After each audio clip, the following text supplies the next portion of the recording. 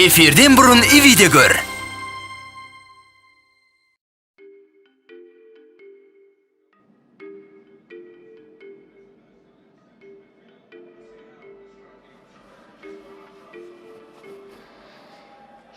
Осы ғой, баланы туасың, оны мәпелеп өсіресің. Өсіп өнгенсің, бұларға мамақ керек емес. Әне, келіншегін алды да кетіп қалды. Тастап кеткенде айттың ғой. Өзің ғой, оқы деп. Оқысын енді. Мен оны қайдан білейін, шетелге оқуға түсіп кететін. Ай, Майра, тайлақтың жоқтығы маған оңай болып жүр ғой дейсің ба? Оңай болып жүр ғой дейсің ба? Жүрмін ғой мен де шыдап. Приставканы жалғыз ойнап. Мүмкін сен де үйренерсің, Майра. Екеуміз қызықтап. Маған ішуді үйретерсің мүмкін. Сосын отырайық, күнімен ойнап, күнімен ішіп, сақалым сапсиып. Онда дастарханда қияр, помидор, тұздалған капуста, етпен. Ей, Жомарт. Есімде. Кадирова не? Егер мына ойыныңды қоймайтын болсаң, бұны да Кадиров етіп тастаймын. Тұр одан да көмектес маған. Қазір қонақ келеді мант жасауға. Әне, тас таранғанша қонақта келіп болды.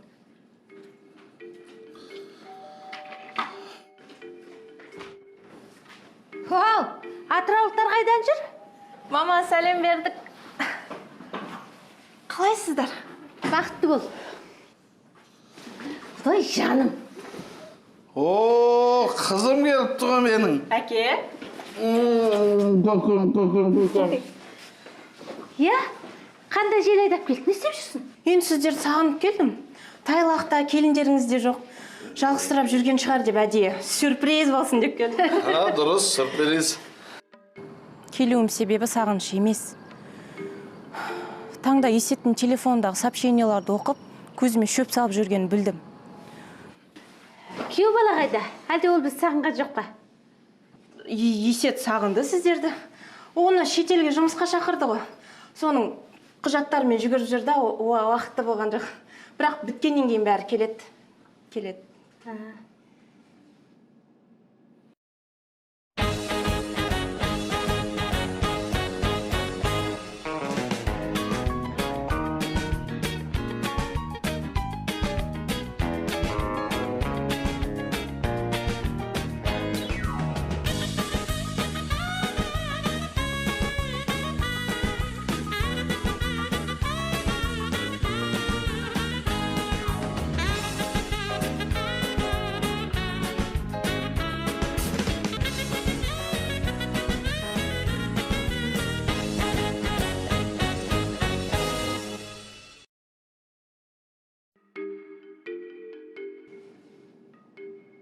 Құралайдың жалғыз келуі жайдан жай емес.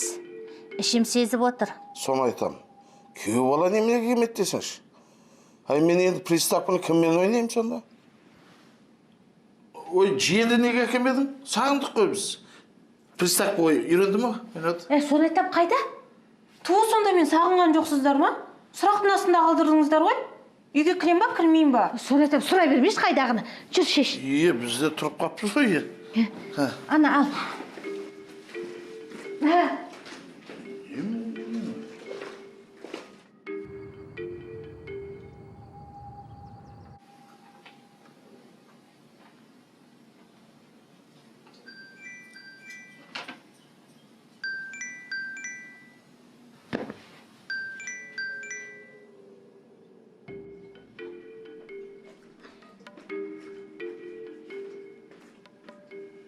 Мам, келініңіз кетіп қалып, қолыңыз қайтадан қысқарып қалды ма?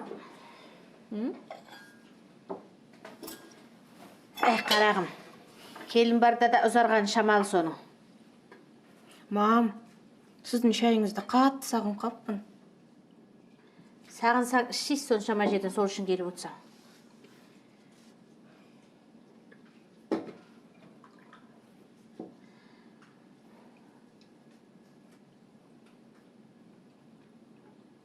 Я, айта бер, не болды? Нені? Есет екеуіңе не болды дейм? Ештеңе болған жоқ. Не болушы еді? Құралай, сенің әкең талай запойға кеткен кезде мен де Шалқарға жалғыз өзім барып, әкең шетелде той басқарып жүр деп өтірік айтқанмын. Сен мені алдай алмайсың. Айт, не болған? Ұрды ма? Жоқ, ұрған жоқ. Әлде көзіңе шөп салды ма? Жоқ. Онда немене келіп өтсін? Атам басына келіп өтсін ба? Сізді сағынып келдім, ам, не болды соншама? Әй қыз, бай баласын үйіне тастап кететін ондай сағыныш болмайды. Маған өтірік айтпа. Қысқасы қазір шайыңды ішіп ал, сосын мант жасауға маған көмектес, сосын айда қайқай. Қайдан келдің сонда бар? Біздің үйіне саған қалаулым ба? Өз шаруаңды өз үйіне басып шеш.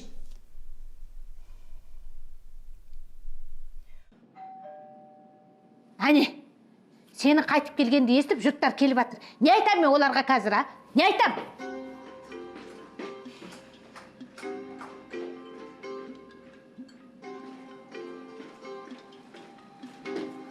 О, мама! Қалдарыңыз қалай? Қайталашы, не дедің? Мама, қалдарыңыз қалай? Қашаннан бері маған мама дейтін болғансың? Махан едім ғой. Ай, Мария, қойсаң сен. О, ассалаумағалейкум, папа. Қалайсың? Тұра тұр, Пахан, сөйлесіп жатырмыз. Құралай бәрін айтып қойған сияқты.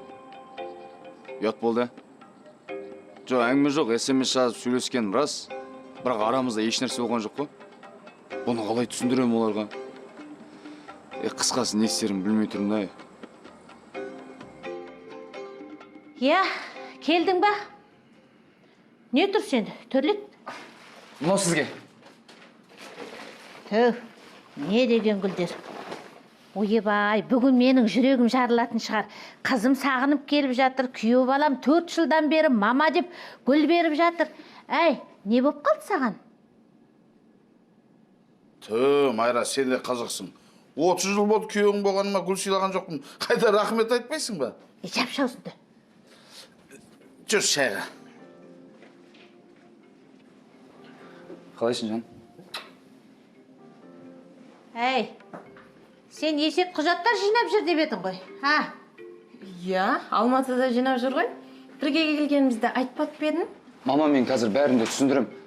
Ой, әйелдер деген жылдам ғой. Біз бәрін естіп алдық. Жарайсың. Құттықтайым. Енді шетелге 2 күн бұрын жұмысқа шақырмайды ғой. Жақсы жаңалық болғаннан кейін сен келмей тұрып, мен шыдамай айтып қойдым. Өзіме тартқан ғой. Мен де шыдай алмаймын. Анау жанды анекдоттар тойдың басында айтып жіберем. Биыл біз үшін шетел жылы болды. Тайлақ пен Айсұлу да шетелде. Міне сен де шетелге кетіп бара жатсың. Мен де ағылшын тілін үйреніп курсқа қатысып, о жақта да той болатын шығар, а? Иә. Сонымен қашан жүрейін деп жатсың? Құжаттарды несеп дайындап жатыр. Мүмкін қалатын шығармыз. Ақыры бос болған соң сіздерге келіп кетейік дегеніміз ғой. Сен де біз сағындың ба? Отыр, өзім ашам. Осы сендер балаларында бірге келген айтуды ұмытып кеткен жоқсыңдар ма?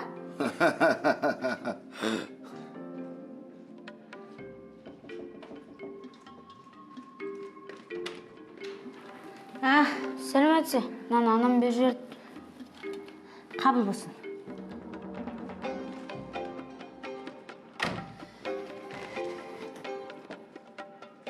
Көрші екен. Осыларға бір шемішкен маймен ұнап беріп қой көріп еді. Күнде 7 шелпек пісіреді.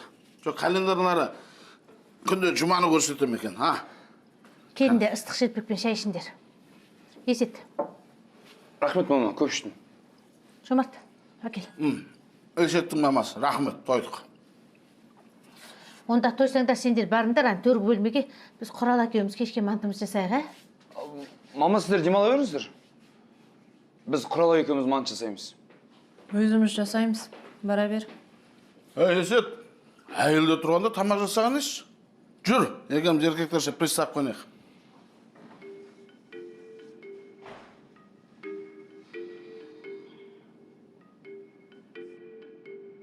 Міне, 2 спас беретіні, 0 тебетіні, 4 бұрыш көтеретіні. Оп-оңай. Міне, асты жүгіретіні.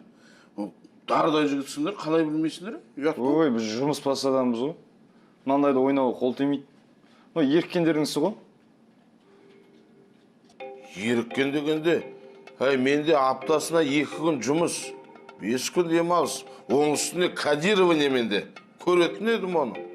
Менің орымда болса. Сендер не екеуің екі жаққа лағып отырсыңдар? Ұрысқан екенсіңдер, үйге келгенше дайындап келмейсіңдер ба? Сен анан айт, мен мынан айт деп. Ту, мам, қайдағы ұрыс? Біз ұрысқан жоқпыз. Сізді түсінбей тұрмын. Құралай, басымды қатырма дедім ба, басымды қатырмаңдар. Қазір мантыларыңа тойып алғаннан кейін кетіңдер ауылдарыңа. Мама, сіз оны не істегенін білесіз бе? Манта барқым қайда менің? Мына көршілер таға келіп бермеген ба?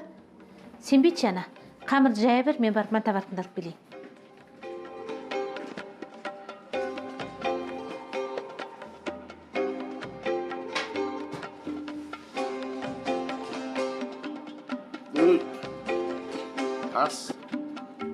Ас.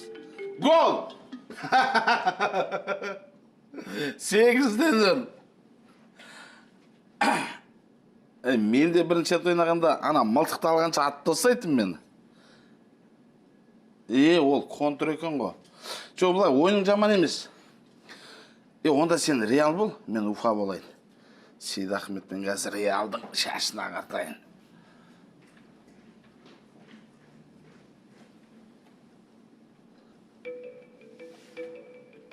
Онда сіз қоса беріңіз. Мен су ішіп, сол жақтан тактикалық ұрып келейін.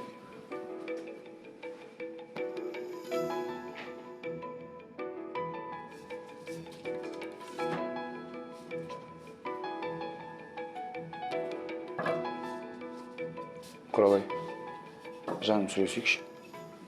Барда ана Мадинаңмен сөйлес. Жан, сен ешнәрсені дұрыс түсінбедің, барлығын түсіндіремін. Маған жақындамашы. Сенмен сөйлескің келмейді. Неге қалмадың ана атырауыңда? Барда Мадинаңмен бірге бақытты бол. Құралай. Көршілерді қызығы. Коттедждері бар, машиналары бар, бір манта барқ алып қоймай ма? Ертең біз көшіп кетсек не? Аштан өлем екен? Жаным, сен бара ғой. Біз өзіміз жасаймыз бәрін.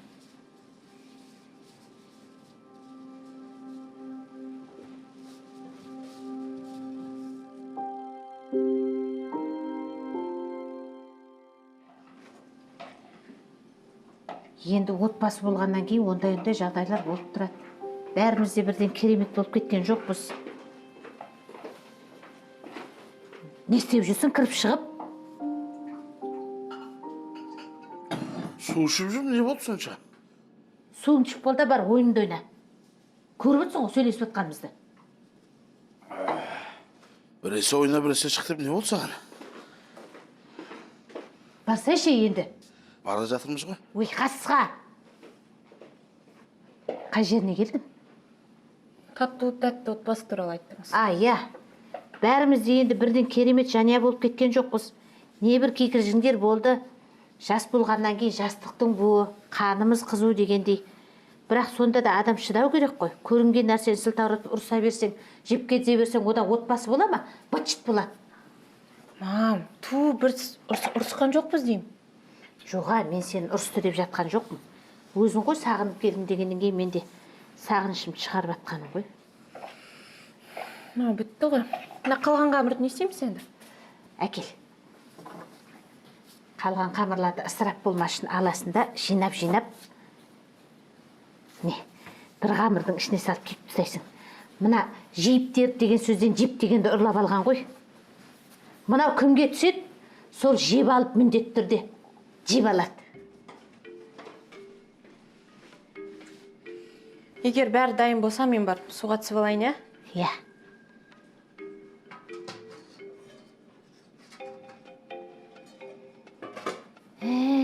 Манта барқы болмаса, мантының сәні келмейді. Алып кетсе, көршілер өмір әкеліп бермейді, дейді ау. Берсеш. Ой, жүгірсіңші. Мына Барсада Луиш Фигу деген мықты ойыншы бар еді.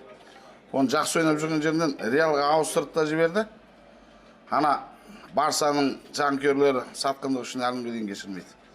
Енді бәріміз де сондаймыз ғой. Қолда барда бағаламайды. Басқанікі не қызығады. Негізі сатқындық деген жақсы нәрсе емес. Гол! Кейде ойын жүрмей жатқан кезде сөзге андырасың да, тактика ғой. Әй, етті түсіріп қойдым. Ана балдар қонақ келгенше киімдерін жөндесін, жіберсеш, таста ойыныңды көшірші. О, енді үйреніп кел жатыр еді. Қонақтарда келмейтін күні келіп. Мұрада қызығы. Бізден басқа баратын сенімді үйде жоқ.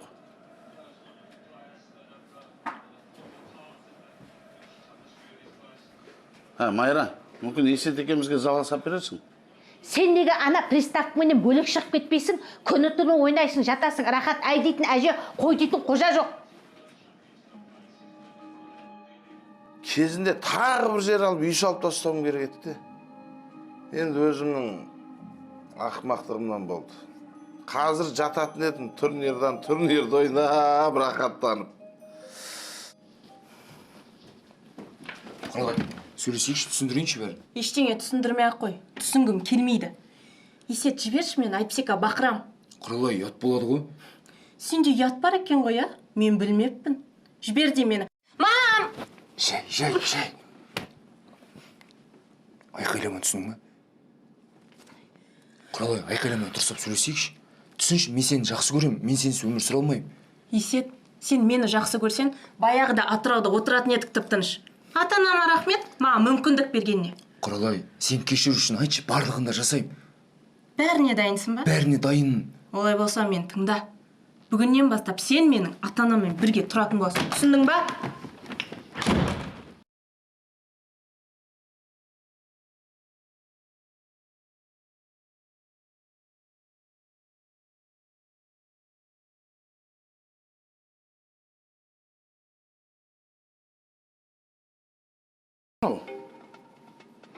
Қойшы сол Муранды, әдет емес па? Ешқандай жауапкершілік жоқ, өмір телефонды көтермейді. Осы қандай қыз соған тиейін деп жүрген. Майра, сен осындай әңгімеңді қойшы. Өткенде жап-жақсы қызды әкеп таныстырайын деп еді. Ойбай, Мура, ылғи қыздарды бізге бірінші әкеп таныстырады деп ұрыстырдым да қойдым. Ана Боранбайдың дамбалы босқа тозып деп 40-қа келеді бір күні. Тоза берсін. Келді әне.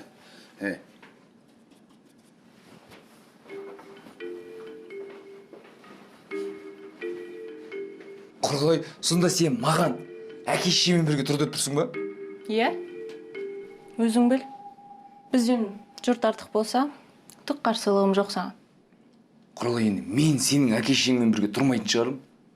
Мен сенің әке-шешеңмен қалай тұрдым? Тура сол сияқты тұрасың. Құралай, сен мен ойламасаң да арадағы баланы ойласайшы. Дұрыс айтасың. Мені ойламасаң да арамыздағы баланы ойла. Одан да айтшы маған, ерінді қандай түспен бояйын? Розовыймен ба, әлде қызылмен ба? Мен сенімен сөйлесіп жатырмын. Есет, мен саған айтарымды айттым, өзің біл.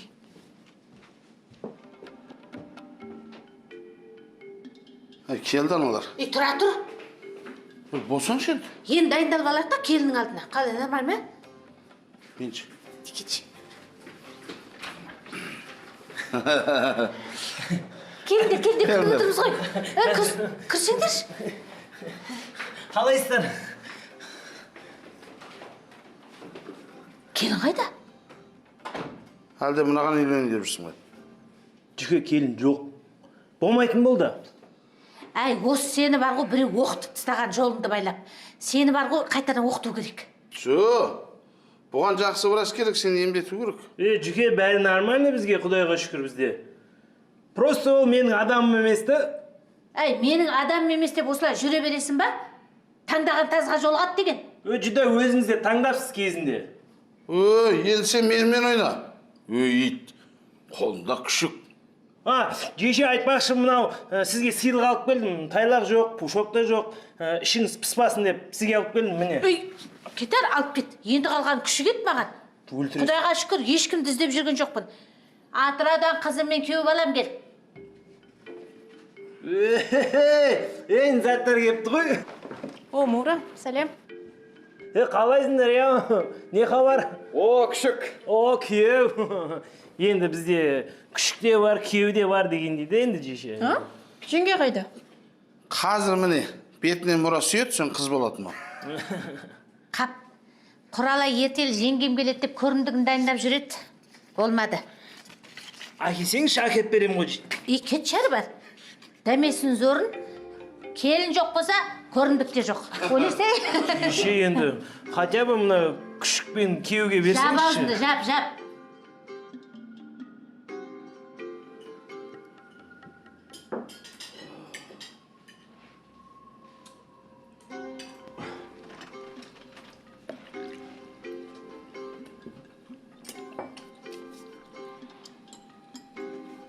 Мұра өзіңнің келгені жақсы болды. Манты көп қалады. Соны айтам, ешкімді етпей өзі келгеніне қарағанда менің мантымды әбден сағынған ау. Жеше, сіздің мантыңызға жететін манты жоқ қой. Сіздің мантыңыз бар ғой, ана пловтан да деді ғой. Бірақ бүгін ана тұзын өкіртіпсіз. Соған қарағанда жүкеңе деген махаббатыңыз ашылып жүрген ау дейме? Ашылып кетіп па? Құралай ғой тұзын салған. Не деген махаббат мынау, не деген мына бақытты адамдар. Чё там, қашанға дейін боласыңдар? Жаңа ғана бастықпен сөйлескем. Жұмыстар бітпей жатыр. Жұмыстарым біткенге дейін осында болады шығармын. Дұрыс. Мына жешемнің қолы ұзарып қалатын болды ғой, Аналық жүрек перзентіне тек қана жақсылық тілеп, қашанда қанаттың астына алғысы келіп тұрады ғой.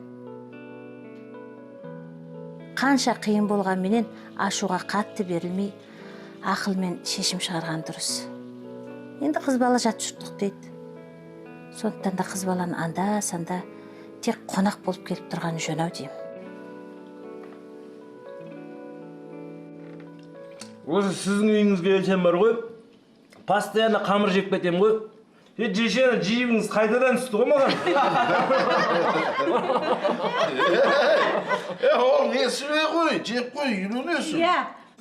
Енді өмірімді қамыр шешіп бермейтін шығар жүке.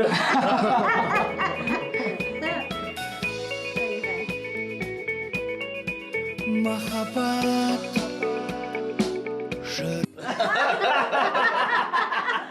Айт. Жеңешем менің жайнаған, бұлбұл құстай сайраған, жүгеме егер ұрысса, қой десе де қоймаған. Рас енді. Ағаңа да бірдеңе айтсайшы. Ағама жеңгем сай демекші, сахнаға жүгеңді шақырамыз, дуғыл шапалақтарыңызы. Жүге, шашыңызға не болған? Мотоциклді каскісіз айдағансыз ба не? Жақсыласа шығады. Жүге, мен тойға шықсам бар ғой, сіз заказсыз қалайын деп тұрған сияқтысыз ғой, жүге. Қой сен, еспанып самай. Жүге, мені еспаныспен шатастырмаңыз, жүге. Ема, жынды піскен екен ғой, күйеу бала сен ба пісірген? Ай, бұйбай, есіп таппағансың ба? Шыға жібер мына күшікті. Алып кет. Міне күшік, міне күйеу. Күшік күйеу.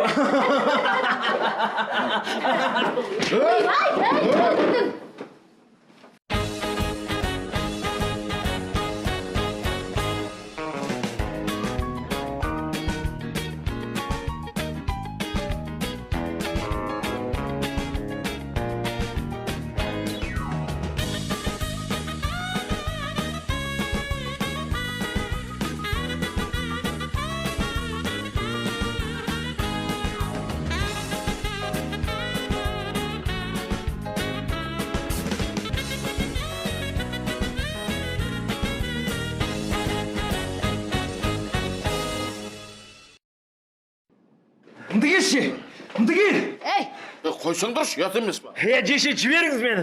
Тұрмаңыз алдында. Кетші, сен ұстап тұрған жоқпын мен. Ары, үстіңді бүлдірдің.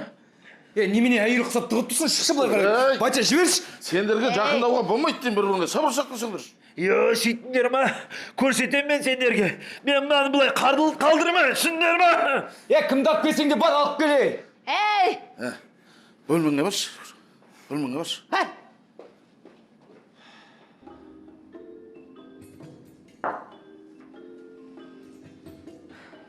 Есеттің бұлай төбелескен талай рет көргем.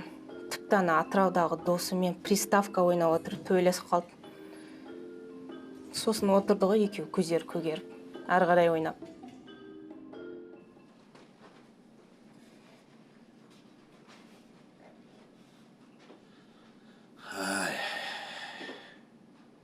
Ойбай, мен мына күйеу баланың бар ғой, мынадай мінезі бар екен тіптен білмеппін ей. Егер де екеу шынымен төбелесетін болса, Мұраны бар ғой, Есеттің алып қояды ау. Көрмейсің ма, удары қатты екен, мұрнына дәл тигізді ғой. Не айтып отырсың сен? Есің дұрыс па? Күйеу балаң менен інің төбелесіп батыр. Осылай уайым жоқ, қайғы жоқ отыра бересің ба? О, неменесін уайымдайсың? Мұра балағаттады мазақтап. Есет ұрды, екеуің есебі бірде бір. Мұрада азамат қазір келеді, екеуі татуласып, құшақтасып, ой. Негізі, жақсы отыр едік, ә?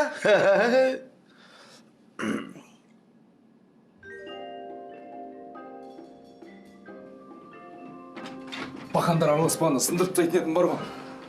Есет, сен ұялмайсың ба? Мама мен папаң өзінше төбелескен несі? Қайдағы ұя? Сонда мен төбелесіп тұрған кезде кешірерсіз ойбай деп сызылып тұруым керек па? Ендеше сабырға кел. Үйдегілердің бәрін шошытасың сен. Құралай, сен мен тірлігім араласпа, мен өз шаруамды өзім шешем, түсіндің ба? Келді. Баланы орнына қойып сен спортивіңді алып шық. До конца төбелесеміз.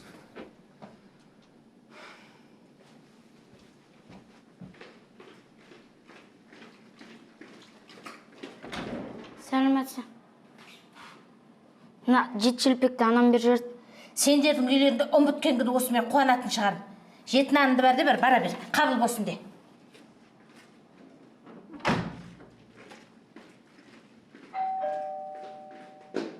Әттен көршінің баласы әйтпесе баяғыда шағын айырып. Мен ол балаға ешқандай жаман ойын болған жоқ. Так. Мұрат деген жігіт тұрған сіз екен ғой. Мұра? Ашуға берілмеші енді. Болды, ешқандай төбелес болмасын. Есет деген жігіт осы үйде тұра ма? Есет, я осы үйде тұрады. Бірақ ол қазір үйде жоқ, шаруалармен шығып кеткен. Үйде жоқ дейсіз ба? Я? Ендеше бір-екі сұрақтарым бар, ас бөлмеге қарай жүрсек. Жүріңіз.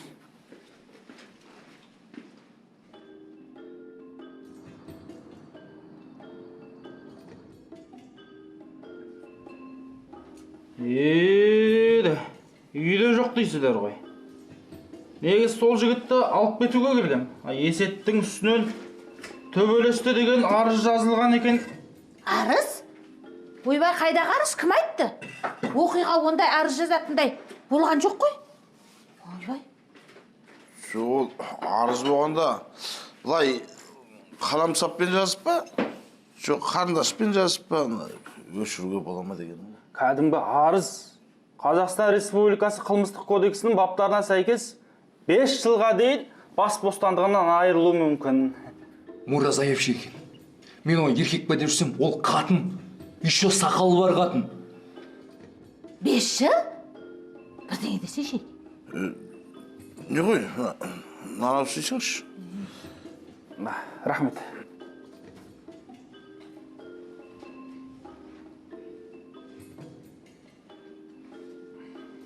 Су?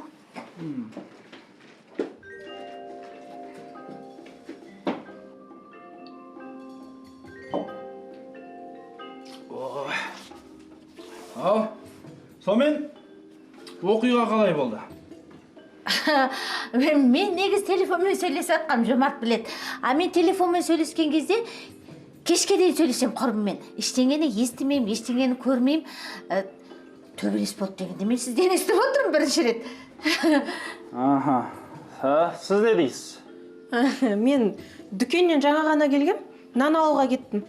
Барсам кезекте адамдар толып тұр. Сояқта тұрып қалдым былай. Жалпы ештеңе көрмедім. Ой, қалай болғанда Мұра күшік күйеу дей салды. Есет пылсетсіз бұра салды, бар болғаны сол. Оны өсімсірет дейміз. Мен түсінбедім, сонда Есет қонақ па әлде осы үйде тұра ма? Иә, тұрады. Тұрады? Иә. Ендеше шырмен күшік күйеу екен ғой.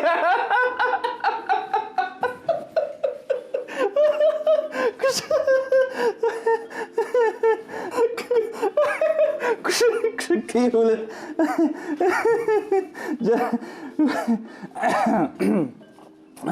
Ендеше сол күшік күйеулеріңізге айтыңыздар. Ертең бөлімшеге өзі келсін. Әйтпесе, анау маска киген сып-сыпайы жігіттерді жібертіп алдыртамыз. Кешіріңіз. Арызшы. Арызды Мұрат деген жігіттің өзі ғана қайтарып алады. Кешірім сұраса егер. Жарайды. Жоқ, негізі Атыраудың жігіттері бұлай арыз жазбайтын. Жай ғана төбелеседі, болды. Мен бұндай кезде не істерімді де білмеймін. Егер шынымен Есетті алып кетсеші. Ал жақсы, келіп тұрмыз.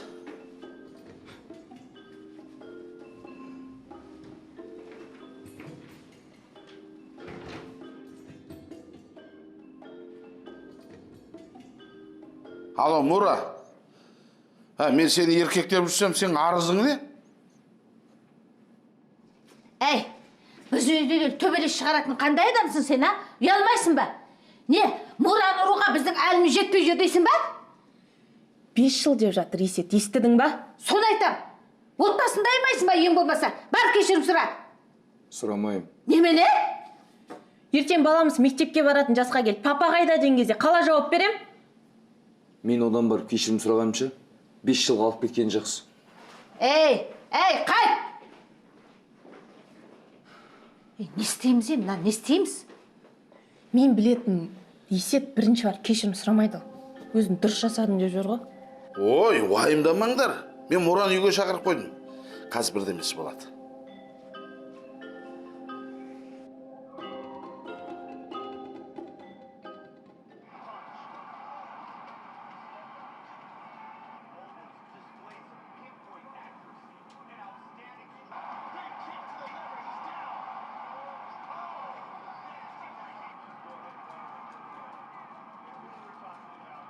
Мә.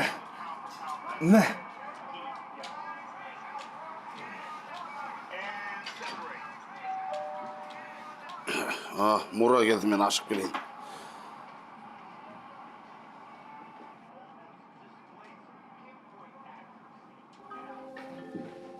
Жақынырақ бері қарай сыр қойшы анан. Жақынырақ қой.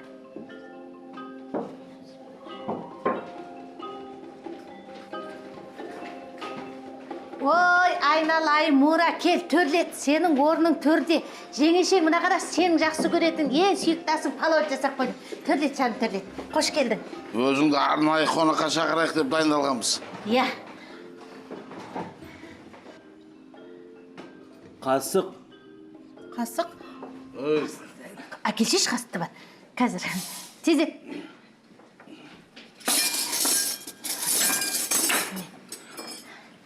Ал, палаудан ал. Чай. Чай?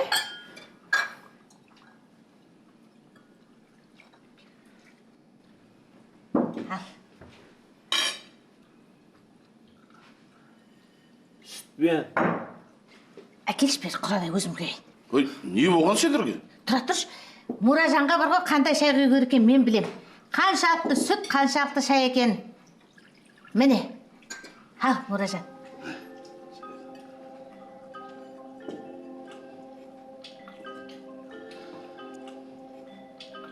Міне, Құдай осы күнге де жеткізді. Адамның күні адаммен деп бекер айтылмаса керек. Мұраның алдында құрдай жорғалайтын күнге де жеттік.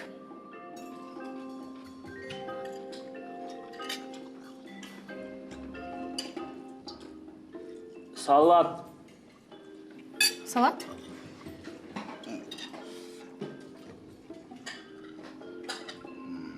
ас болсын.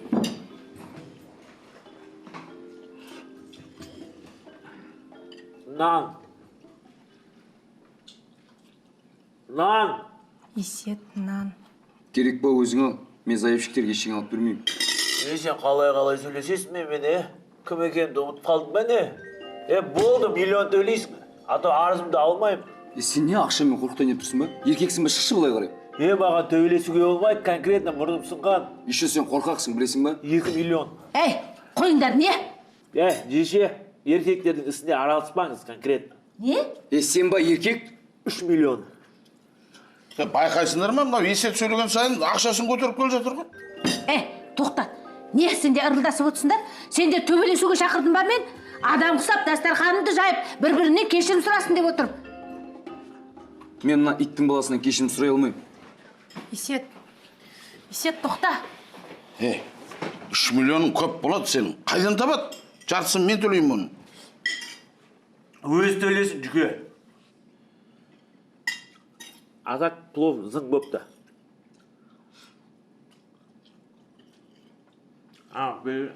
Есет сенің мұрныңды емес, қолың түсіндіру керек осы. Жағыңды айырайын ба? Негізінде бар ғой. Мені балағаттады, қорқытып ақша сұрады деп Мураға қарсы арыз жазып жіберуге болады бар ғой. Просто Атыраудағы балдар біліп қалатын болса ұят болады да. Бағанан бері қарап отырмын. Не істер екен деп қоятын түрлері жоқ. Еркектермен еркекше сөйлесу керек болды. Братишка, келгеші бері.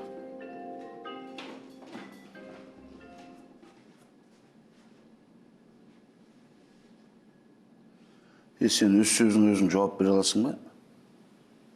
Мен де простой емеспін. Сен сонда мені кім деп тұрсың? Мен саған кіммін конкретно? Атақты болмаған братишка болып келеді. Енді мен тыңдаңыз. Сол заявщик братишкаңыз өзі допускать етті. Мен өзімдікін алдым. Егер барып кешірім сұра десеңіз, не канай. Все, разговор окончен. Братан дептің ғой. Шақырдың ба, братан? Кетші, заявщик.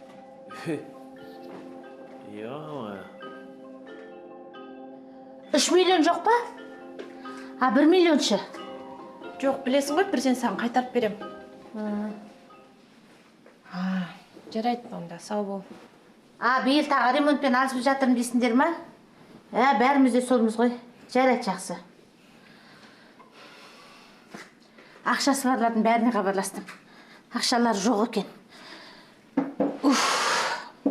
Мам, есетті шынымен алып кетсе не істейміз? Оны қойш. Мен ана байғұс жиен немеремді аяп отырмын. Әкесіз қиын ғой оған.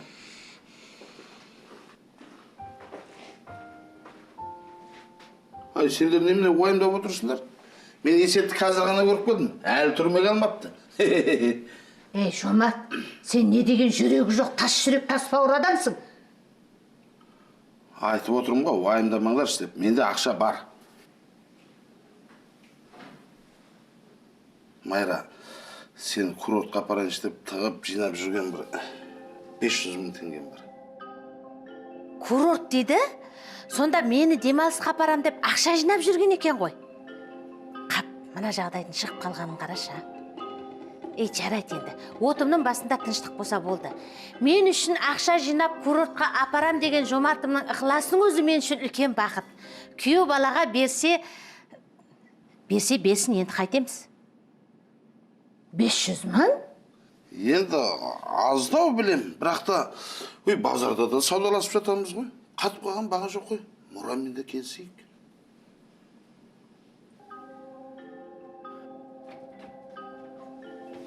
Құралай, мен саған айттым, еркектердің тірлігіне араласпа деп. Осының бәріне сен кінәлі. Менің не кінәм бар? Егер сен осында келмегенде, ешкіммен төбелеспей Атырауда отыратын еді. Егер сен жұрбындап басқа қыздарға жазбаған кезде бұл жаққа келмес едік. Отыр енді, күшік күйеу бол, бәріне өзің кінәлісің. Мен саған соңғы рет айтам, күшік күйеу емеспін. Есет, мама уайымдап барлығына хабарласып ақша іздеп жүр. Папа болса өзімізге деп тығып жүрген ақшасын саған беруге дайын. Бұның барлығы сен түрмеден алып қалу үшін. Еркектерін ісі дей бермей бар да, кешірім сұра.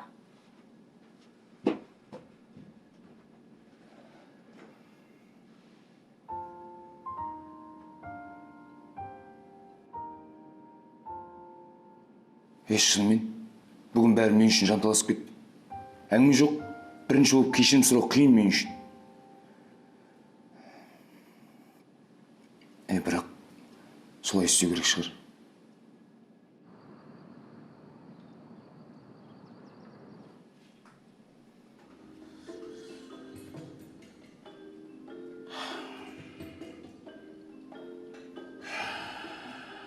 Жотам, жақын арада тендер ұтатын бар ма, әлде кредит алатын болдың ба?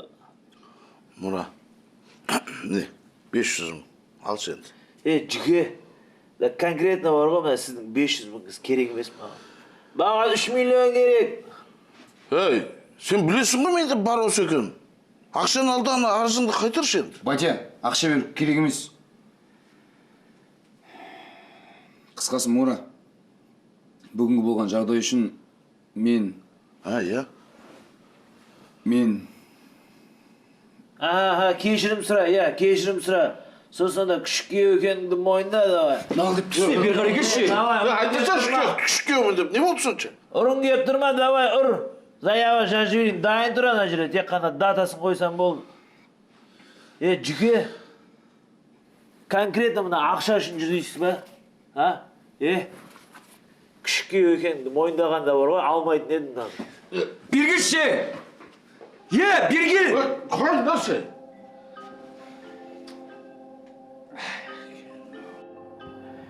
Ё-моё, чё-то менің приколым походу алысқа кетіп қалған сияқты. Енді Жүкеңнен, Жешемнен, Құралайдан ұят болды ғой. Енді олар мені кешіру үшін сонда Есеттен кешірім сұрау керек па не?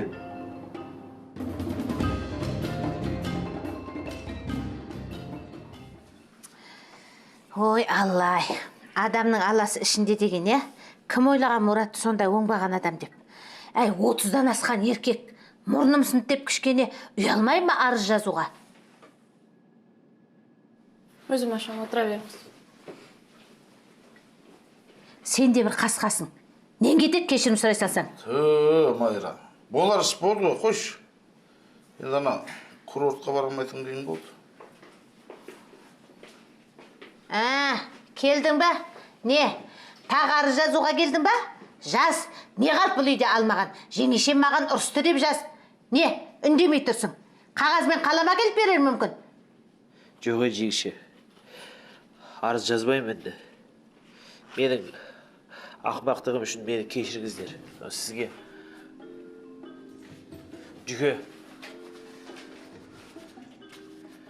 Сіздің ақша. Есет. Сен де мені кешір. Мынау менің арызым.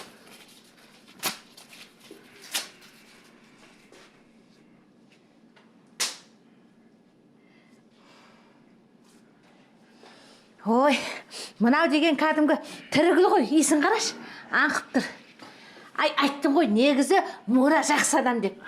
Мұра, айналайын, сен де мені кешір. Сен келмей тұрған кезде азғантай ғана бір сені жамандап қойып едім. Қоя беріңіз, үйге көткеніміз ғой. Мен де сіздерден кешірім сұрайын. Мен үшін де уайымдадыңыздар ғой. Ал мен болсам, бәріңді күшікті де кешірдім. Жомарт кешірсе болды. Мен де сіздерден, шынымен де... Ойбай, осы үйдің есігі жабылама жоқ па? Есет алып кетші, ана күшікті шығарып жібер. О, күшік. Ане, бірден айтқым келіп тұр ма не? Жоқ, Айта бер. Қой. Бүгін бір нәрсені түсіндім. Кешірім сұрау деген қиын жұмыс емес екен. Кейде еркекше деген сөзді қоя тұрып, ақылмен шешкен дұрыс. Кешірім сұрайтын кезде сұрап, кешіретін кезде кешіру керек. Айтпақшы, сен менен кешірім сұраған жоқсың. Не үшін? Қалай, не үшін?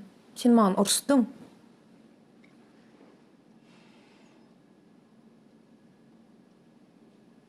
Кешір ал. Кешір.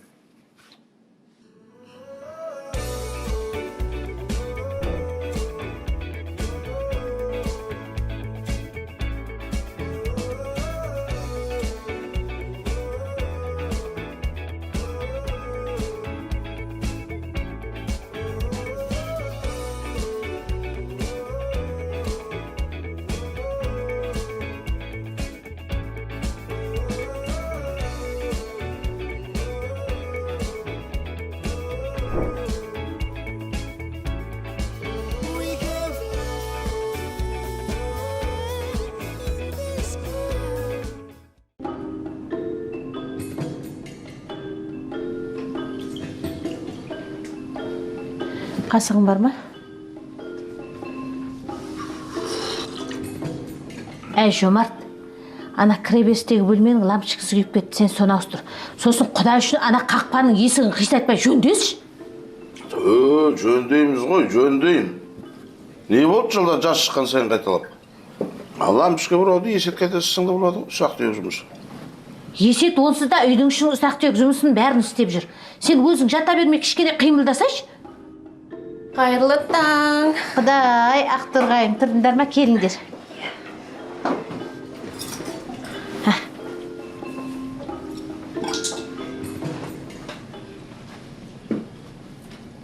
Әке, кеше той жүргіздіңіз ба?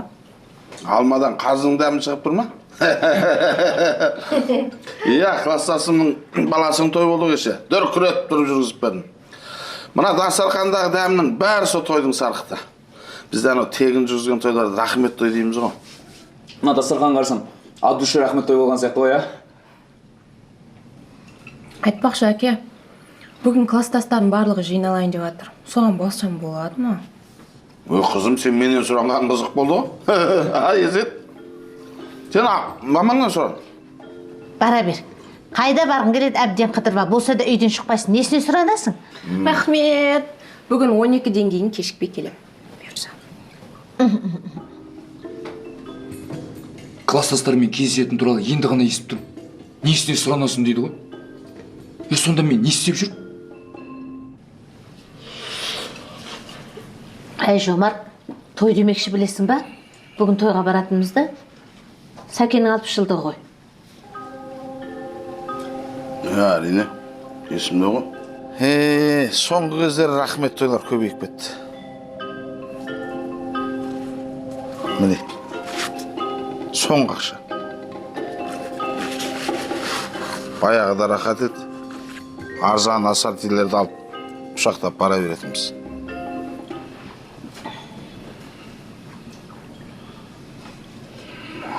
Мен соңғы көзді асқазан болмай жүр деймін. Түні мен қыжылдап, ұйықтай алмай шықтым. Мен де байқадым түнімен. Асқазанның бір жағынан қыжылдап, бір жағынан өзің қорылдап, таң атқанша дуэт болып шықтыңдар.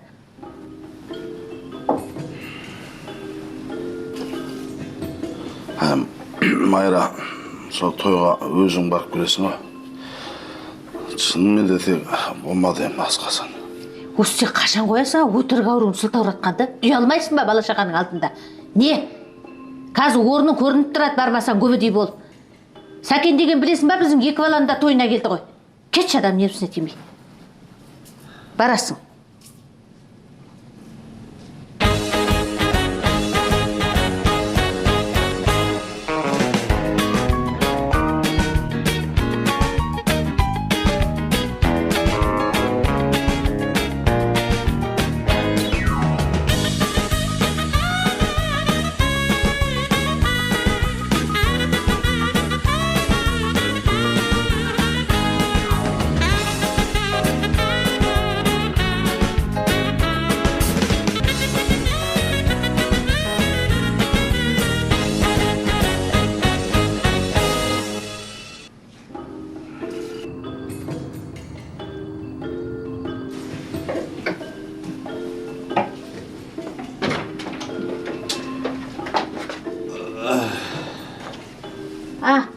Жомарт, кешке мынан келсін ба тойға?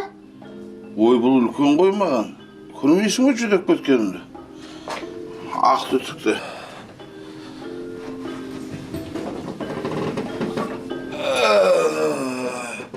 Асқазанның дәрісі шықпайды. Не істейсің асқазанның дәрісін? Осы сен өтірік ауырғанды қашан қоясың, а? Өтірік ауырған емес, адам қиналып жатса, өтірікші деп. Оданша дәрі әкеп бермейсің ба? Жомарт үнемі осылай жасайды. Бір жерге барғысы келмесе болды, кішкентай бала сияқты өтірік ауырып қалатыны бар оның. Вау! Мынау менен де әдемі ғой. Онда ойымда, қатты ойымда, серьез. Құралай, бүгін класстастарыңмен кездесетін туралы маған неге айтпадың? Айттым ғой таңертең. Маған айттың ба, пақандарға айттың ба? Мен сенің күйеуің ба, кіммін? Күйеуімсің. Онда неменеге пақандардан сұранып тұрсың? Есет, мен бәрібір білем сен мен жіберетінді. Неменеге жынданып отырсың? Ал жібермесем не істейсің? Бүгіннен бастап бірінші болып менен сұранатын болды, түсіндің ба?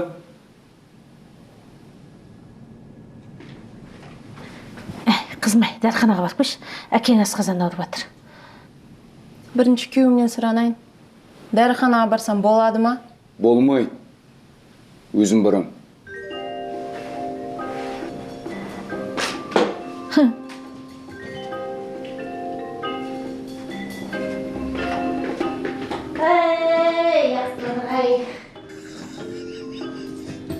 Қой, жоқ, естімедім ғой. Кім айтады маған? Былай істесеңші, өткендегі моншаңды заказ бер. Бүгін кешке 9-дарда келем мен. Майра тойға кетіп бар жатыр. Ой, ешқандай той алып жатқан жоқпын деймін. Асқазаным ғой. Ой, ауырып. Жоқ, денсаулық керек. Кейін хабарласшы болды. Жомарт, ана прихошканың лампочкасын ауыстырып жата бермей қақпаны жөндесейші, адам қақсата бермей. Ой, Майра, ауырып жатқан кезде әдейі істейсің ба соң барын? Өліп қалсам не істер екенсіңдер? Қай-қайдағын айта бермей тұрда жұмысын істе. Әке, міне сізге сироп. 2 сағат сайын ішіп тұрсын деді. Рахмет. Қатты ауырып жатыр ма? Ой, ғажылдаған, қайнап жатыр ма? Тойға барамайтын шығарым. Немене? Барасың. Өліп қалсаң да барасың. Тезірек жазылып кеттіңіз.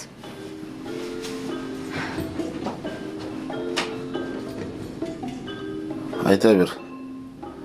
Сағат 9-ға дедік қой. Келем.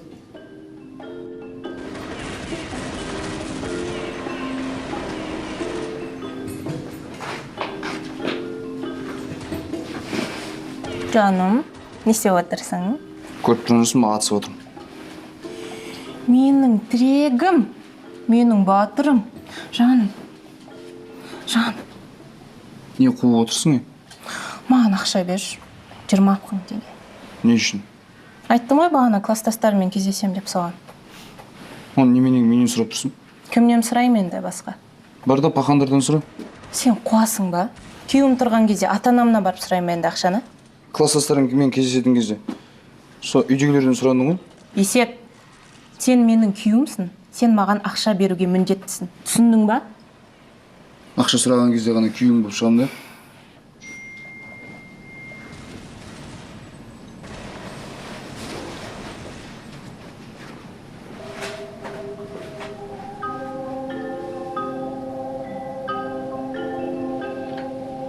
Өткенде сен ренжіп қалдың ба? Жантас қатқан сия саған шашырап кетті. Бәріне жантас жексірін кінәлі. Сен осы жантасты неге жек көресің? Әкешім.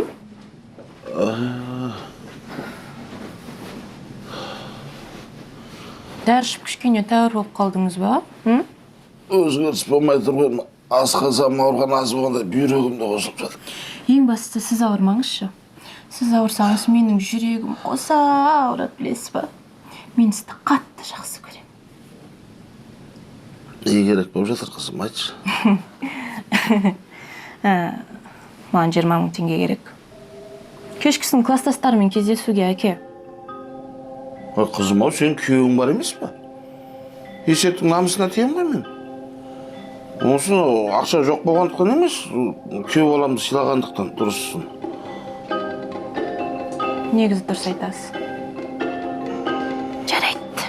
Жарайды. Негізі Құралайдың тұрмысқа шығып кеткенде дұрыс болды. Ой-бой, ақшаның бәрін соғыз жұмсайтын ғой. Құралайды қалай ұзаттық? Жарты жылдан кейін машина алдым мен. Жоқ, мен қызымнан аяп тұрған жоқпын. Қазір үйде де ақша жоқ. Міне, соңғы қалған ақша мынау.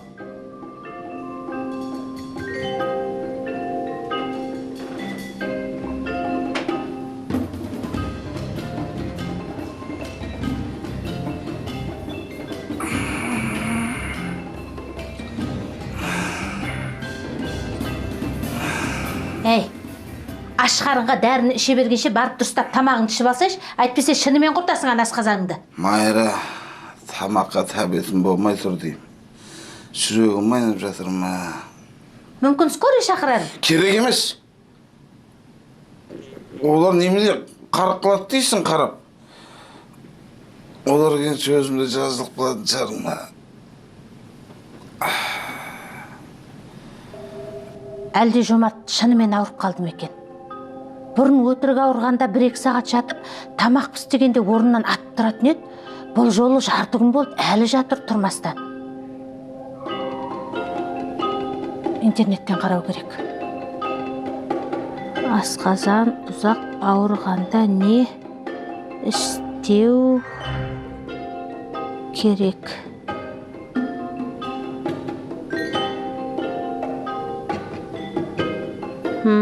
Аурудың белгілері дейді.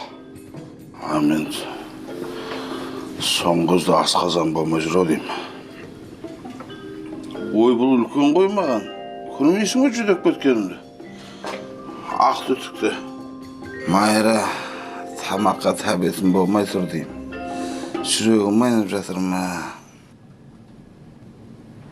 Бұл белгілер аурудың соңғы кезеңі болып табылады. Статистика бойынша осы кезеңнен кейін дертке шалдыққан адам жарты жылдан артық өмір сүрмейді.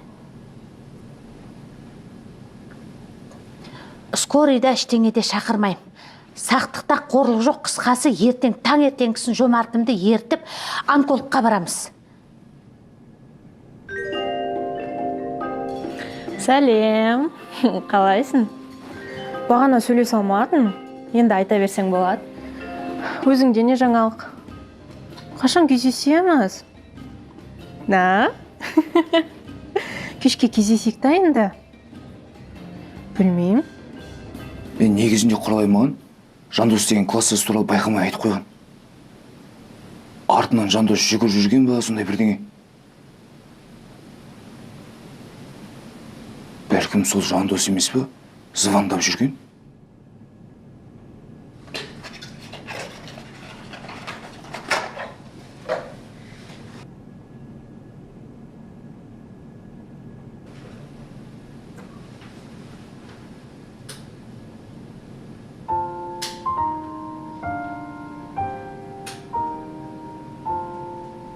Ой, Майра, ауырып жатқан кезде әдейі істейсің ба соң барын? Өліп қалсам не істер екенсіңдер?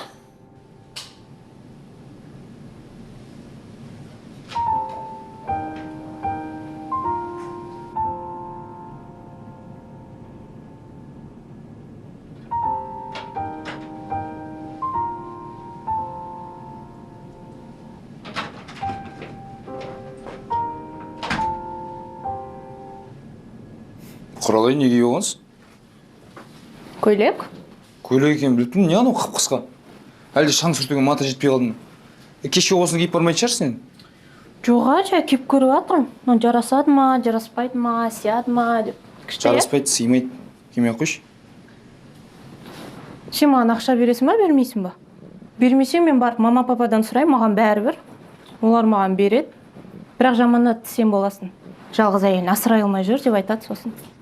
Ақшаны берем. Бірақ кешке сенімен бірге еріп барам. Біз бүкіл класстастармен шештік, өзіміз ғана жиналамыз деп. Сен не істейсің онда?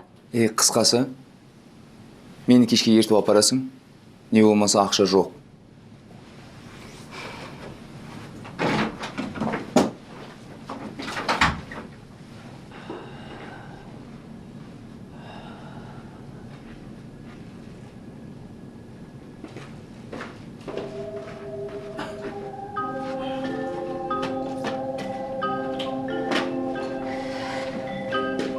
Ойбай, неменеге түстің? Жатсайшы. Ауырып атсың ғой онсыз да сен. Лампочкалерді қайда қойып тастағансыңдар? Ана приходьканы ауыстыру керек еді. Керек емес, өзім ауыстырып қойдым, бар жатшы. Ой, жатқанда жатып ішім ысып кетті ғой. Әбден жұмыста үйреніп қойған адамға қиын екен. Ең болмаса приставканы айтайын. Қайдағы отырған, қайдағы жатқан, қайдағы ойын бар. Саған жату керек. Баршы өзім апарып берем ойыныңды. Ой, сен де қоймадың ба? Өзің әкелесің бе? Әкелем өзім. Жарайды.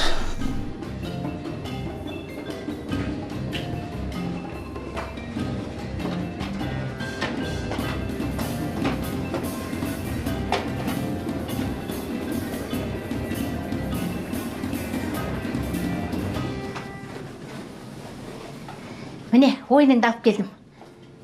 О, Ойнасашы енді. Майра, сен қызықсың. Бұны ойнау үшін теледидар керек қой. Солай екен ғой, ұмытып кеттім. Қазір алып келем.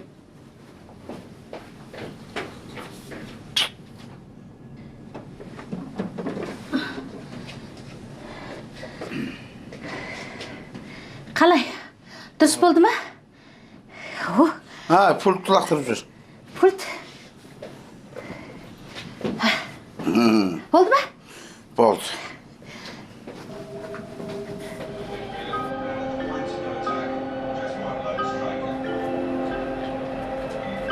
Майра! Майра! Ей, Майра! Не болып қалды?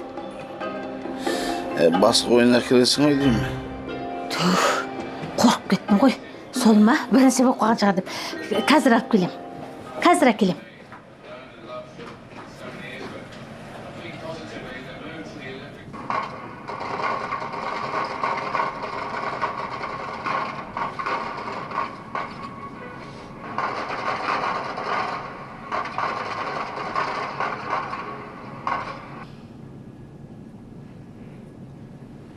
Ертең Жомарт олай-бұлай болып кетсе, жағдайымыз не болады? Мен де қасқам, қит етсе болды, ұрса берем. Обайқыста үндемейді, көне салады. Қаншама жыл бірге тұрсақ та, мінеки, бірінші рет біліп тұрмын күйеуімнің қадірін. 30 жылың болғанша, осырақ бір жарың болсын деген. Рас екен.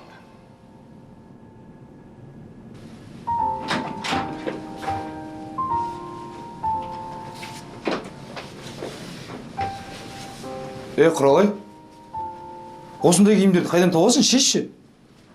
Не болып қайта-қайта мен киіммен тиісіп? Тым жақсы көйлек қой. Білдім. Бүгін кездесуге Жандос келеді ғой, сол үшін тыртайтып киіп алып тұрсың ғой. Кім Жандос? Өтірік білмей қалмаш. Кәдімгі Жандос, сенің кластасың кезінде артынан жүгіріп жүрген, күні бойы телефонмен тығылып сөйлесіп жүрген Жандосты айтамын мен саған. Ал телефонды. Даусын шығарып сөйлеші. Жәке қыз. Алло, Жандос.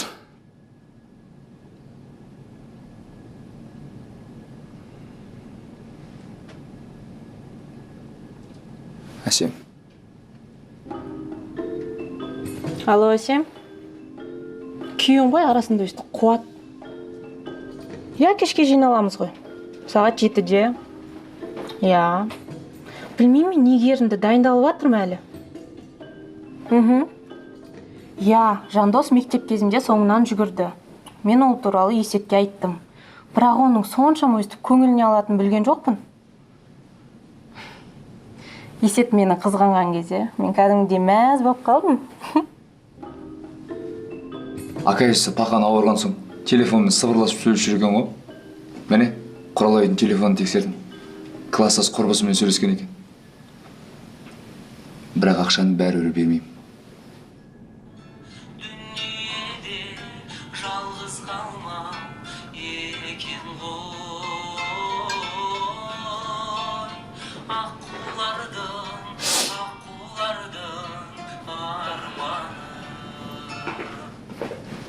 Жомарт, неге тұрдың? Жатпадың ба? Ой, жатып әбден жалығып кеттім. Ана забордың есігін жасай салайын. Қайдағы забор, қайтесің, оның бәрін өзім жасап қойғам. Сен жатшы, тектем ал. Тойға бармаймыз ба? Қайдағы той, Жомарт, сен ауырып тұрған кезде бармаймыз. Болды. Тойға бармайтын болдық. Ақша қалтамда қалды.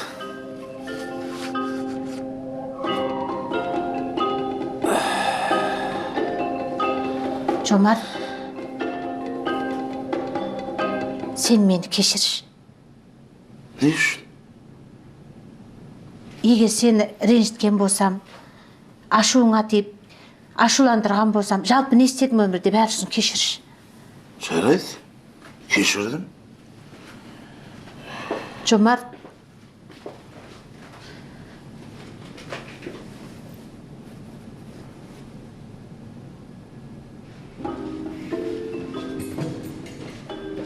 Жарайды.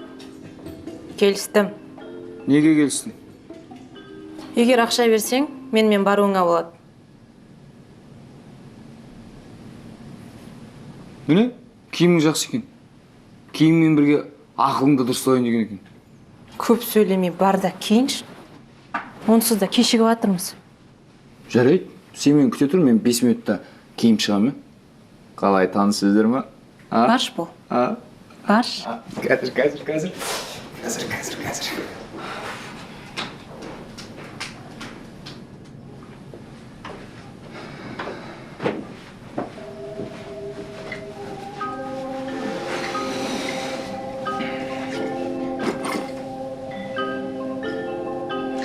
Мә, кездесу күшті өтті.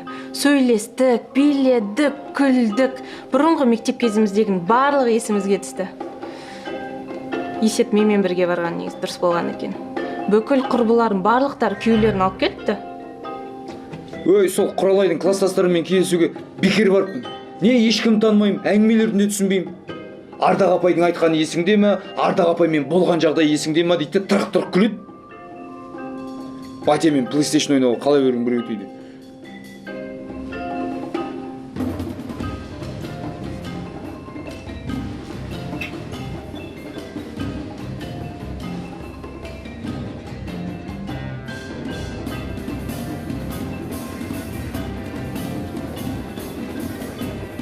Ақжомарт, мен саған жейтін алып келдім.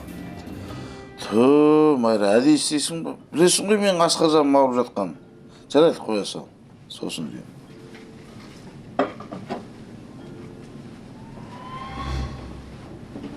Қалайсың, Жомарт? Қатты ауырып жатыр ма асқазаның? Жаныңа батып жатыр ма?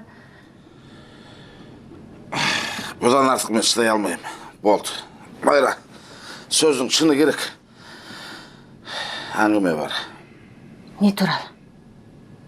Менің ауруым туралы. Демек, Жомарт өзі білген екен ғой. Мені уайымдамасын деп, осы күнге дейін айтпай келген ғой.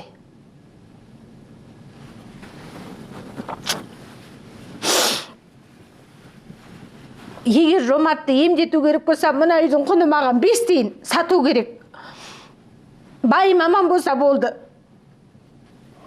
Жомарт, мен бәрін білем. Сені, білесің бе бәрін? Жомарт, сен уайымдама. Мен сенің қасында болам ылғи. 30 жыл қасында болдым. Екеуміз бірігіп жүрсек, бәрін жеңеміз. Ертең онкологқа бірге барам қасыңа. Қайдағы онколог? Не айтырсың сен? Сен ауырып жүрген жоқсың ба? Сен ауырып жүрген жоқсың ба?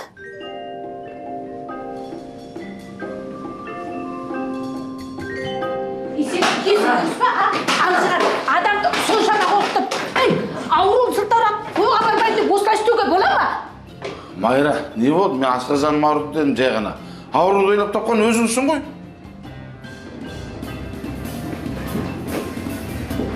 Лақтырам мынауыңды қазір. Майра, сабырға кел, не болды саған сонша? Жомартқа қатты жыным келіп тұр бар ғой. Бірақ денінің сау екеніне көзім жетіп қуанып та тұрмын. Шынымды айтсам, Жомартты осы уақытқа дейін жақсы көретінді білмеппін. Тоқырбас. Таз! Негізі ыңғайсыздау жағдай болды. Майрадан да ұят болды. Бірақ енді шынымен де демалып қалдым. Анда-санда бүйтіп бір өтірік алып тұруға болатын шығар.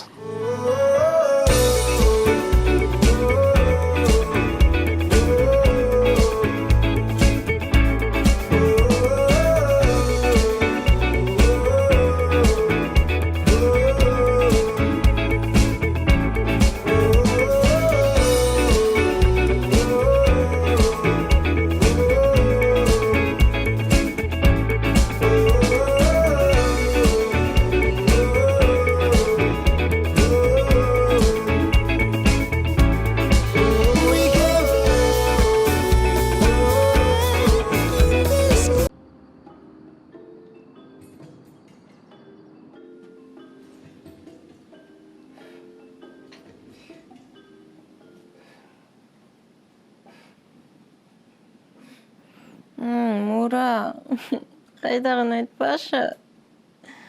Ту, қой сенің саны Мура. Қой сен. Жоқ, менің бойдақ кезіме түсіме Мадина Садуақасов сияқты танымал адамдар кіреді. Ал мына Құралайдың түсіне Тәуекел Мүсілім кірсе бір жөн. Мурасы несі? Мура жаным қош болды. Ей, тұр, тұр. Туф, не болды? Күшті түс көріп жатыр едім ғой. Ренжіме Мура екеулердің араларына түсіп кеттің ба? Сен қайдан білесің мен түсімде Мураны көрген? Жаңа ғана ұйқы сұрап, Мура бірдеңе деп ырбиып жатыр едің ғой. Мура түсіңде неғып жүр?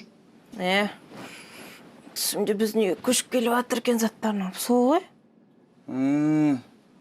Соған қарағанда бірден келісім беріп отырсың ғой, Есет, сенің есің дұрыс па?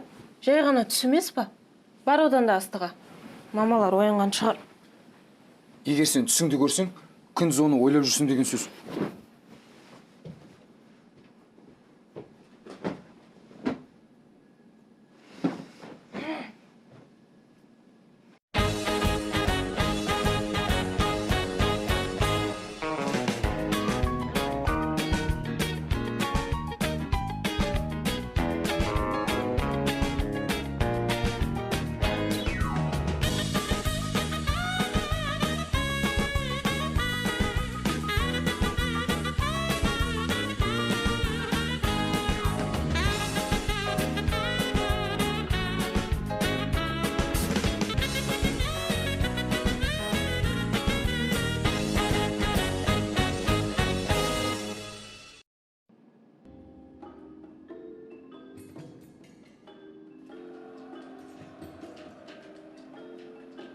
Ой, жүгірсеңдер сені.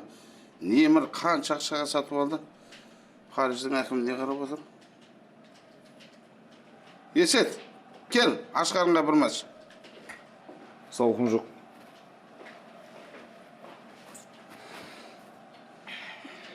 Ой, оған не жауқын керегі бар? Күноқлар басып отырсаң болды ғой. Кел. Жарайды. Ей! Не отырсың мынау таң атпай, Еркек деген бір шаруа істеуші еді. Мынау футболисттен де шаршамайды екен, таң атқаннан кешке дейін жүгіреді де жүреді. Сірә көздерің ауырмай ма?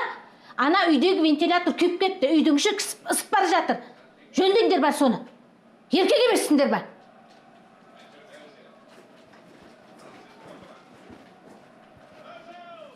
Мақынға не болған? Құрты таусылған. Құрт не қатысыр? Құрты болмаса шай ішамайды.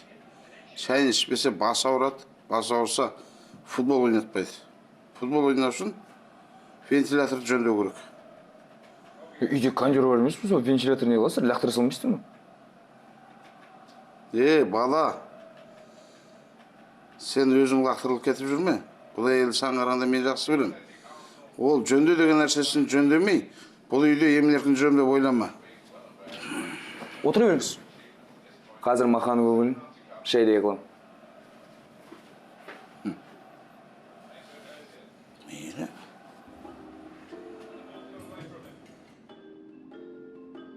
Әй, Жоман! Есет! Жөндесен де шана вентиляторды.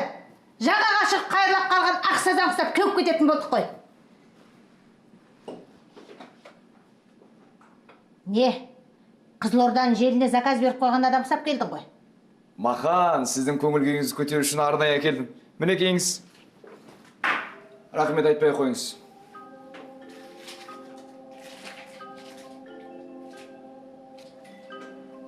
Әй, Есет, менің бетіме қараш, ақмаққа ұқсайын ба? Жоқ, өзіңізден алмайсыз ғой. Жоқ, әлде осы уақытқа дейін магазиннен құрт алып жеуге басым жетпей, шалқардан еріккеннен алдыртып жүр дейсің ба?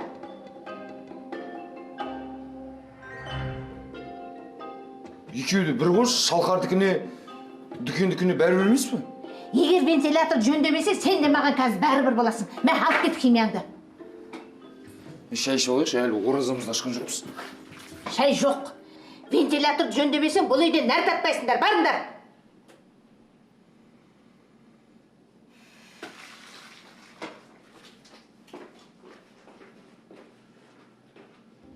Магазиндікін жемеймін деп кісі болады ғой. Жемесе жемесін. Оған шалқардан кім құрт әкеліп берейін деп жүр?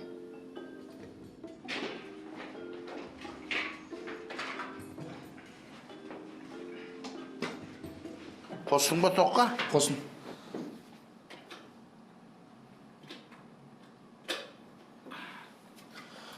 Кнопкалар екен ғой істемей тұрады.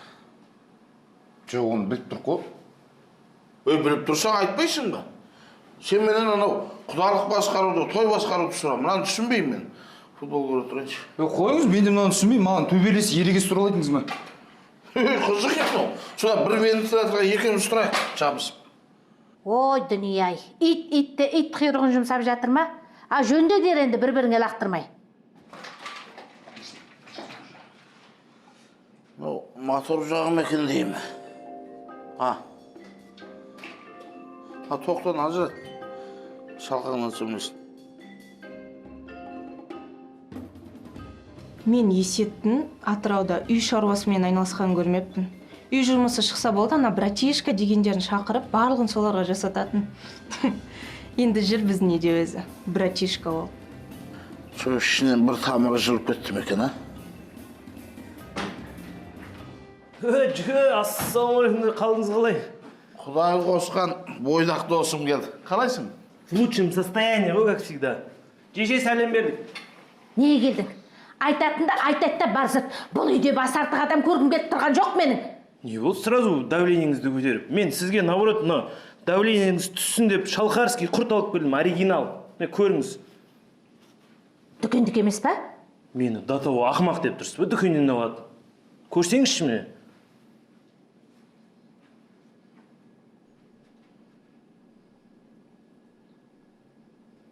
Товар қалай? Честей ма? Ей, айналайын, Ақмұра, сен болмасаң бар ғой менің қамымды ойлайтын. Бұл үйдегілерде маған түк пайда жоқ. Жеше, сіздің қамыңыз үшін өмір сүріп жүрміз ғой біз.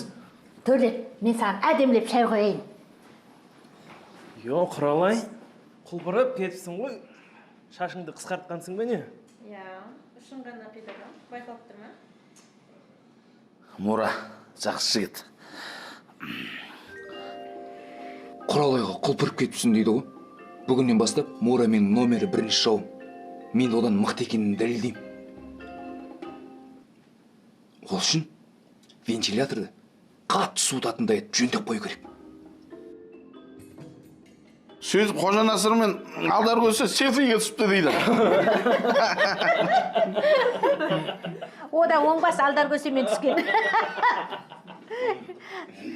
Осы сіздің үйге келсем бар ғой, бір рахаттанып қалам да, ше. Ойбай-ау, енді сен жақсы көретін адамдардың барлығы осы үйде тұрады ғой? Ой, Мұра, сен келген жақсы болды. Таңертең шай ішпеп едік? Есетіп, келіп отырып, шай ішсеміз бен? Иә, шайыңды ішіп ал Мұраның арқасында, айтпесе Құдай білет, енді қашан ішетініңді. Рахмет, шеберіңіздер, мен су іше салам.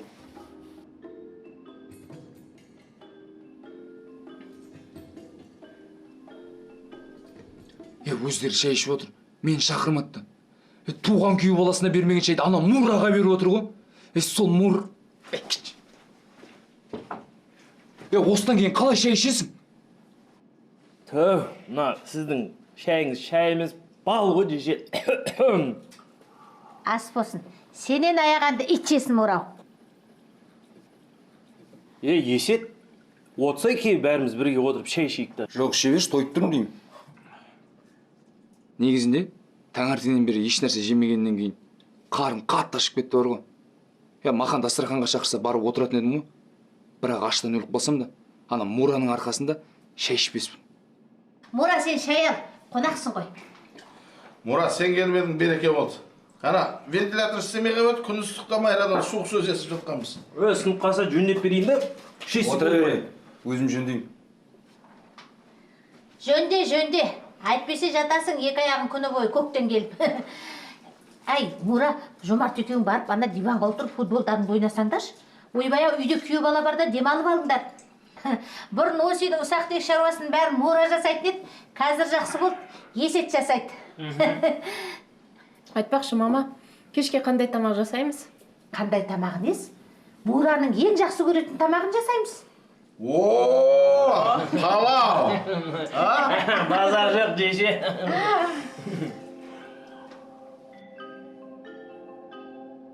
Мына Мура бәле болды ғой. Менің орнымды тартып алды. Ал мен отырым, кондиционер бар үйде, вентилятор жөндеп.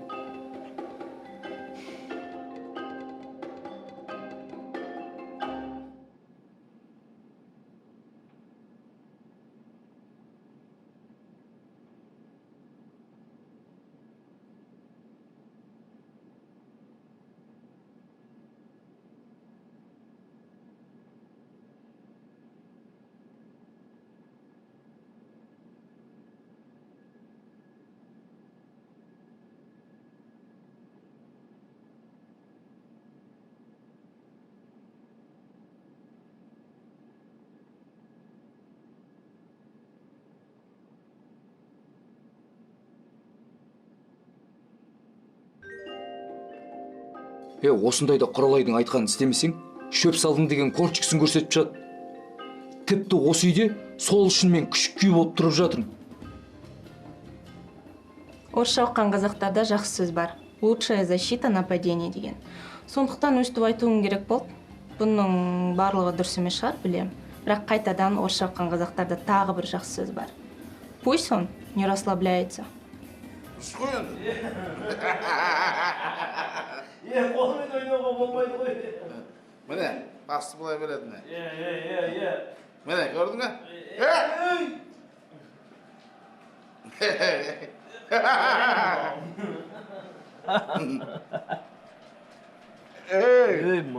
Әй, Мура, сен біздің үйге сағындырмай жиі келіп тұрсайшы, қанша дегенмен біздің үйдің адамысың ғой. Жеше, сіздің айтқан сөзіңіз мен үшін қып-қызыл документ қой. Әй, не істеп отырсың аузың ашылып? Болса жөнде, мына жақта адамдар ыстықтап жатыр ғой. Мына балада. Мына телевизор еріп кететін болды ғой ыстықтан. Пасты осылай береді, көрдің бе? Бұрын бала кезімде күшік асырағым ғой. Бірақ сол күшікті көршінің баласы тамақтандырып жүрді. Содан кейін ол күшігім сол үйдің иті болып шыға келді. Маған үретінді шығарды. Жо, мен бұл әңгімемен өзімді итке санап тұрған жоқпын. Бірақ жаңағылардың әңгімесіне қарасаң, отбасыңа көңіл бөлмедім. Міне, Мура орнын тартып алды.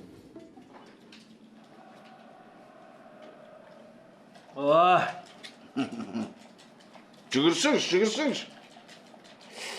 Гол! Екіде екі. Қосымша болады. Жүгі ана жерде конкретно нарушение болды ғой. Нарушение болса қаншама оқыған-тоқыған адам жүріп сықыратын еді ғой. В смысле оқыған-тоқыған? Мен ойнай алмайын ба деп ұялып жүрсем, сен тіптен Миша екенсің ғой. Әкел. Папасымен күйеу баласы ойнасың. Тоқта. Мұраның өзі ойнайды. Сен маймай қолыңмен Жосиды ұстамасыншы. Сенмен ойнаған қызықсыз. Кеттік, Мұра.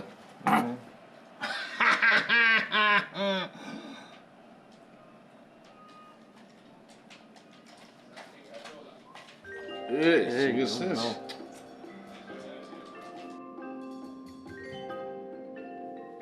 Сенімен қызық емес деп қояды. Футболда қызық емес шығар. Зато төбелесте, көшеде, ерегесте қызық.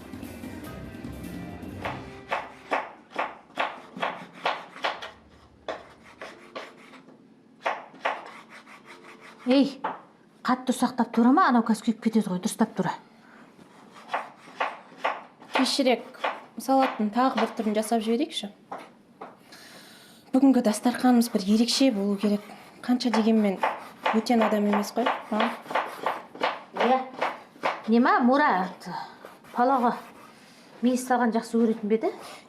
Сосын ана зирадан көбірек салайық. Оны болса да салам ғой.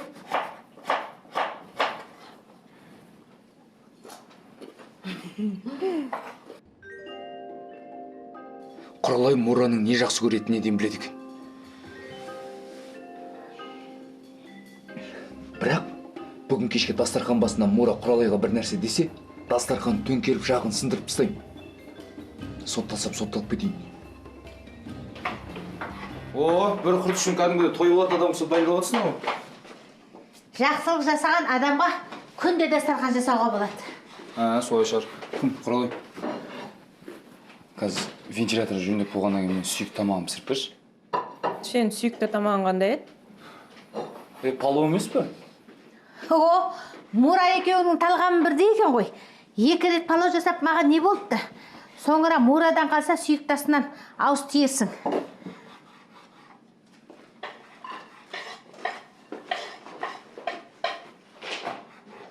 Болды ма?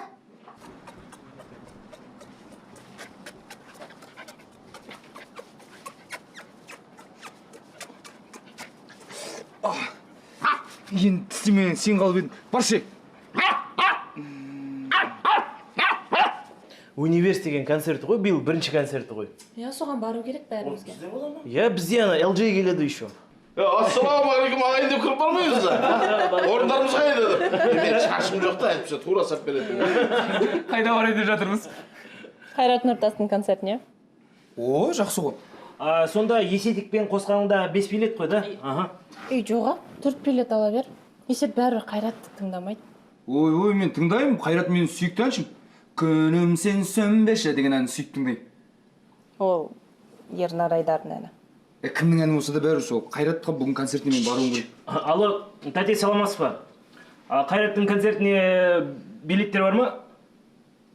Қазір тоқтай тұрыңыз. 4-ақ билет қалыпты дейді, не істейміз? Онда бесеуіміздің ішімізден қайсымыз орнаймыз, соны шешейік. Мысалы мен барам. Сенің есің дұрыс па? Бармасақ бәріміз бармаймыз. Алло, тәте рахмет, сау болыңыз. Мура, азаматсың сен.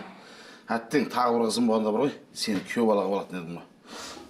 Мура, бармашы.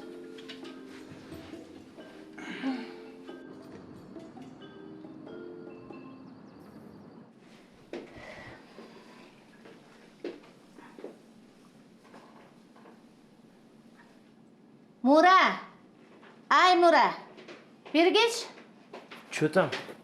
Мынан қақпағын ашып берші, қатты екен, қолым әлі келмей жатыр. Уайымдамаңыз, мама, мен өзіме ашып берем ғой. Берсеңші. Сіздің күшіңіз жетпей тұрғанда Мураның күші қайдан келсін?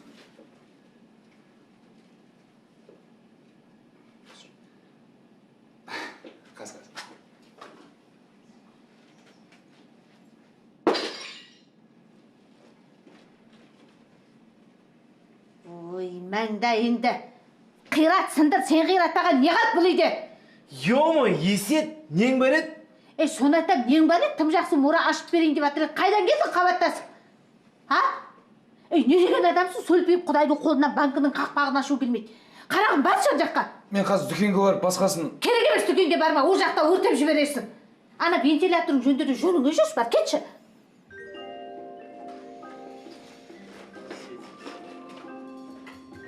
Екіншісі бар ма, ашып берейін? Кетші бар. Мен барлығы жақсы болсын дедім ғой. Маханның көңілінен шыға алмай кеттік әйтеуір. Ендігі үміт Паханда. Ал ол кісінің не жақсы көретін, мен білем.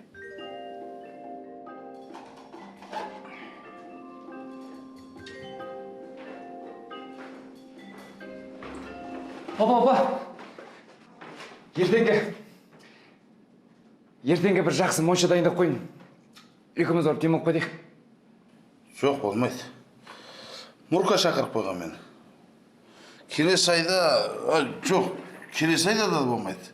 Тағы да Мурка шақырып қойды. Енді 2-3 айдан кейін уақыт болса енді көреміз. Папа, бүгін ақыр үйдемін. Сізбен бірге тойға барып, көмектесіп қайтайын. Ой, жоқ, маған Муркадан артық көмекші жоқ. Бөтен адам алмаймын ғой мен. Папа, кеше тағы бір қызым болса, Мураға берем деп едіңіз ғой?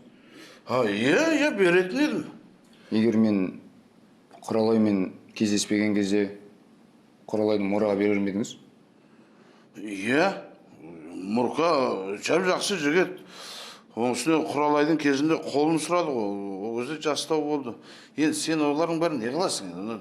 Вентиляторың жөндесеңші.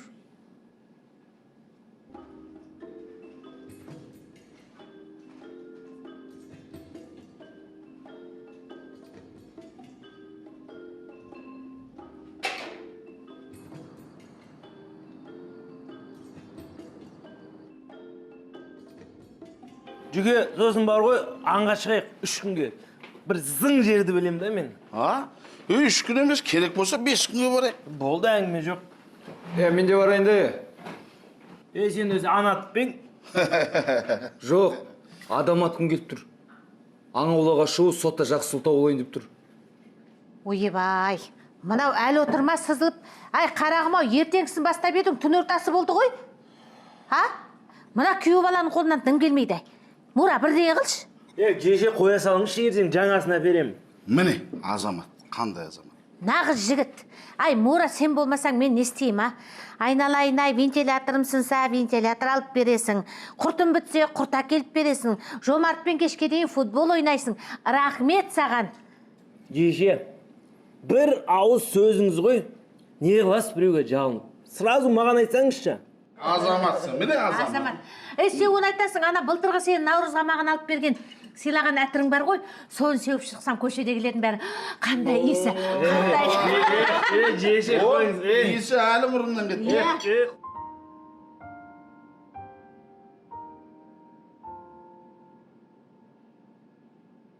Болды. Шыдамның да шегі бар. Мен бұл үйде артықпын. Жеше қойыңыз. Иісі әлі мұрнымнан кетті. Қойыңыз. Керемет. Жеше, сіздің бір ауыз сөзіңіз ғой, любой каприз. Егем шөп шауға барғанда шы баяғыда. Ой.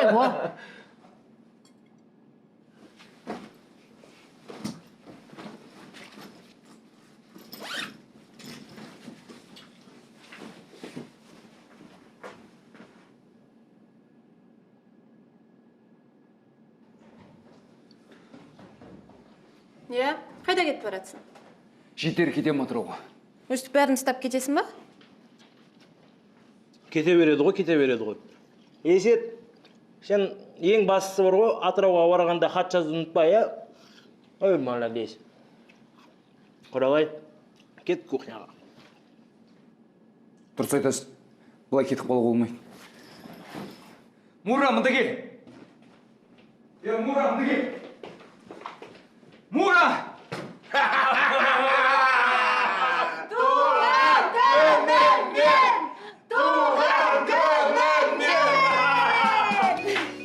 Сіздер шатасыңыздар, менің туған күнім ертең. Я, білеміз. Бірақ бұндай тосын сыйды ертең жасағанда сен бәрін біліп қоятын едің ғой. Жаным, туған күніңмен.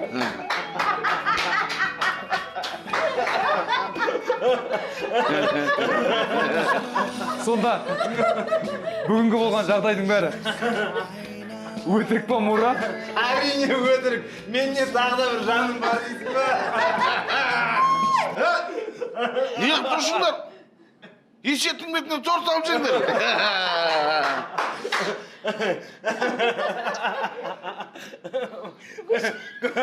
Көктек беткен.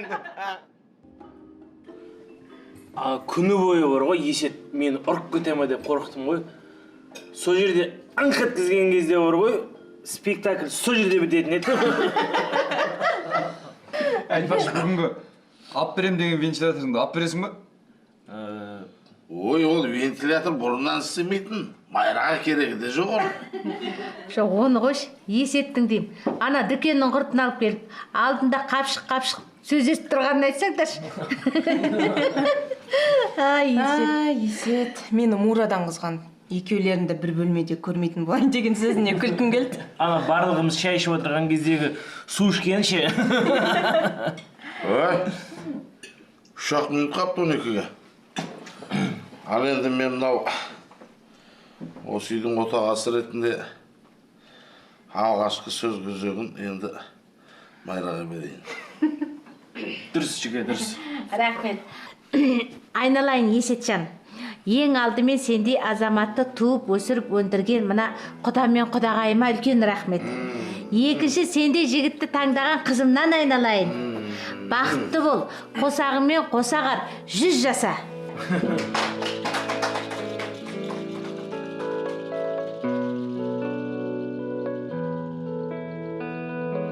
Кейде біз асық шешім қабылдап, жақындарымыз туралы жаман ой ойлаймыз.